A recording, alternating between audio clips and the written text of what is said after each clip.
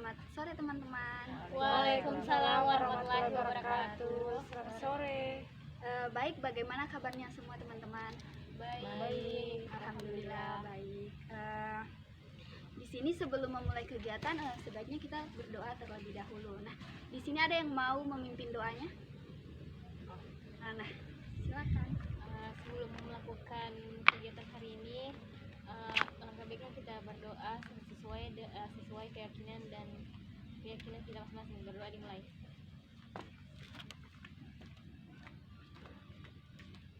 Berdoa selesai.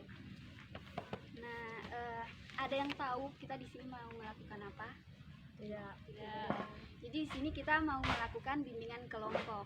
Nah, di sini sudah ada yang tahu apa itu bimbingan kelompok? Tidak. Belum atau sudah pernah dengar begitu? Belum ya.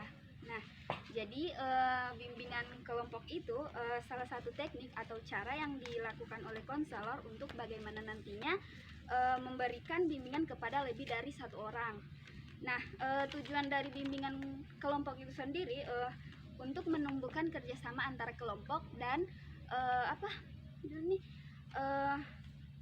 agar dapat membantu konseli nanti untuk mengemukakan pendapatnya dan dapat menghargai pendapat masing-masing anggota kelompok nanti. Untuk waktunya nanti kita sepakat ya sampai materi selesai. Bagaimana? Ya baik.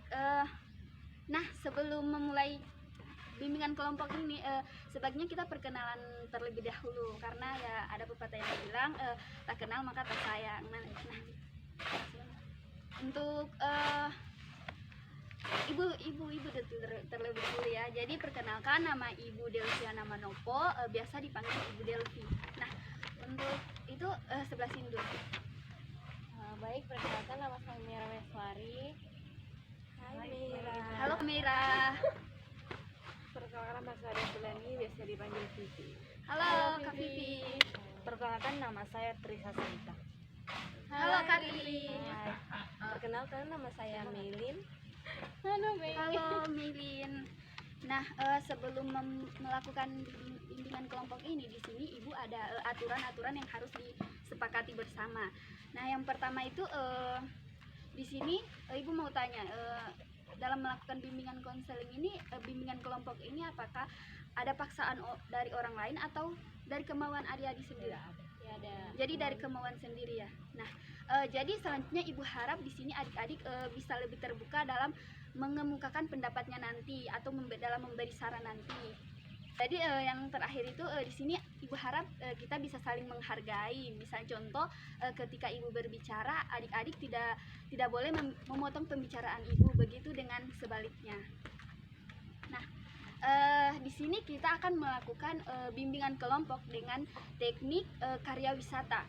Sebelumnya Ibu tanya dulu, ada yang sudah tahu apa itu teknik karya wisata? Belum ya. Oh, jadi teknik karya wisata itu yaitu teknik kerja kelompok yang dilakukan secara langsung dengan menggunakan kegiatan karya wisata seperti kita sekarang ini. Nah, sedangkan fungsinya dari teknik karya wisata ini yaitu kegiatan yang dilakukan dengan mengunjungi karya wisata ini kayak wisata Gong Perdamaian Nosarara Nusa Batutu. Tujuannya itu untuk mengetahui lingkungan dan masalahnya sehingga menumpuk rasa tanggung jawab kita nanti. Jadi sudah tahu kan apa itu teknik karya wisata? Sudah, Bu. Sudah, Bu. Ada yang ingin bertanya? Saya, Bu. Ya, silakan Kak Meira. Ibu, saya mau bertanya, bimbingan karya wisata itu hanya untuk di tempat wisata atau bisa seperti di kafe? Kalau menurut Ibu untuk dengan teknik karya wisata ini boleh dilakukan di mana saja. Yang penting tempat yang kita kunjungi itu ada filosofi atau makna yang bisa kita ambil dari pelaksanaannya nanti.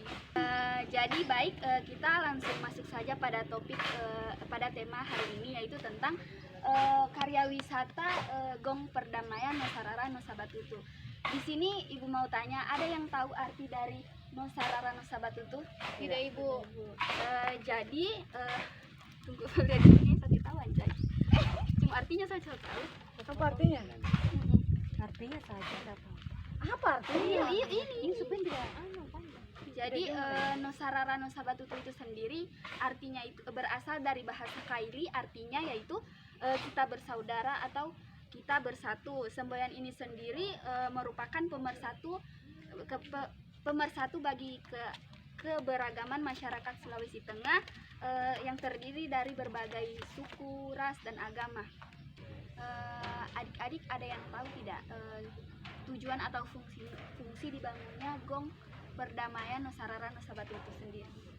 Saya, Bu, Ya, setelah yang saya lihat di sini setelah jalan-jalan, kayak contohnya di sebelah sana ada berbagai logo Sulawesi Tengah. Mungkin di sini kayak pemersatu antara berbagai suku yang ada di Sulawesi Tengah. Kamera? Iya. Vivi. Saya sama seperti Vivi karena saya baru pertama kali kemarin.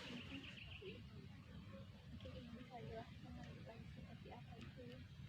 Mungkin dari teman lain ada yang ingin menambahkan. Kayaknya mengikut mungkin yang dikatakan Meira sudah betul, karena kan kita kan baru pertama kesini dan kita tidak tahu latar belakang, alasan atau fungsi dari gong ini. Jadi mungkin lebih baik ibu yang menjelaskan kepada kami. Nah, jadi tujuan dibangunnya gong perdamaian Nosarara Nosabatutu ini sendiri yaitu untuk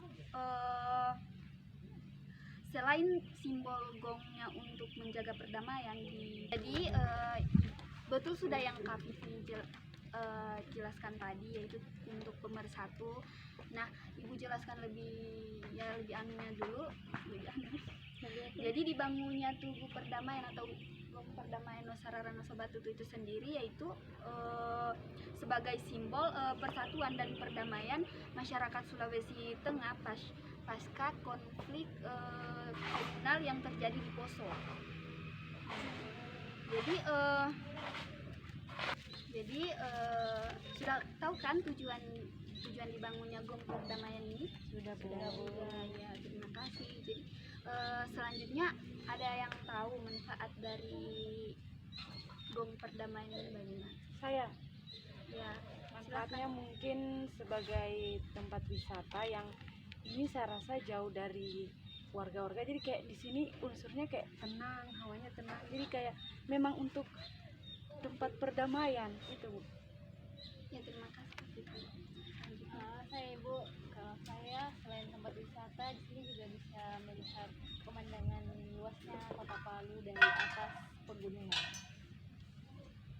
Selanjutnya Saya Bu, mungkin ini sebagai simbol apa ya, tempat wisatanya Kota Palu ya, dapat dikenal bahwa di Kota Palu itu ada yang namanya gong perdamaian atau pemersatu antar suku, agama, dan lain-lain. Kalau untuk saya manfaatnya itu kayak di sini kita bisa lihat juga kan banyak pengunjungnya datang untuk berfoto-foto, melihat pemandangan dengan dari jadi di sini kita bisa mengenang kembali kasus-kasus kayak itu tentang yang terjadi waktu di Poso. Jadi di sini bisa dikenang kembali bagaimana cara pemersatunya kembali agar tidak terjadinya konflik lagi. ya, jadi betul semua yang kakak-kakak jelaskan bahwa manfaat dibangunnya gong perdamaian ini yaitu pertama itu kayak untuk ikon wisatanya Kota Palu, dan untuk ini tujuan utama manfaat utamanya itu yaitu untuk pemersatu masyarakat Sulawesi Tengah pasca terjadi konflik itu kan. Jadi itulah tadi topik yang tema yang kita bahas. Nah, untuk pesan-kesannya sendiri bisa adik utarakan gitu. Ya, silakan. Pesan-pesan saya mungkin lebih menjaga seperti bangunannya, lingkungannya lagi. Seperti itu. Baik, Ade Vivi, Kak Vivi.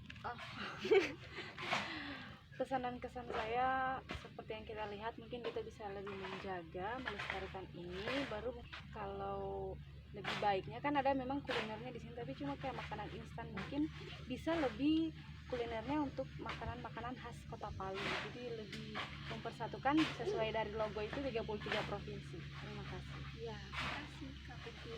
Untuk Kak, Mungkin kesan-pesannya ya, kalau soal bimbingan, kalau kalau soal bimbingannya sih ya sudah bagus.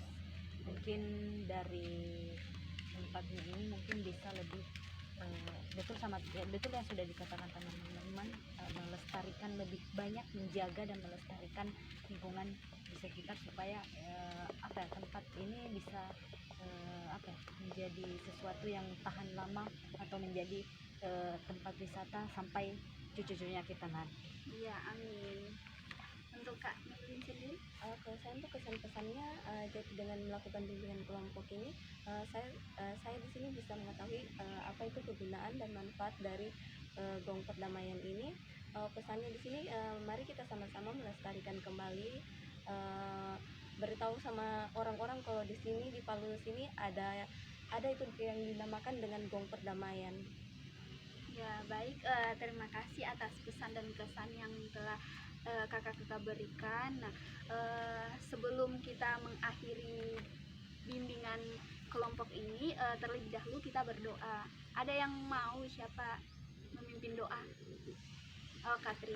Oke, karena kita apa telah menyelesaikan bimbingan kelompok ini, mungkin lebih baiknya kita tutup dengan berdoa sesuai dengan keyakinan masing-masing. Berdoa dulu. Berdoa sampai. Kamu berdoa. Jadi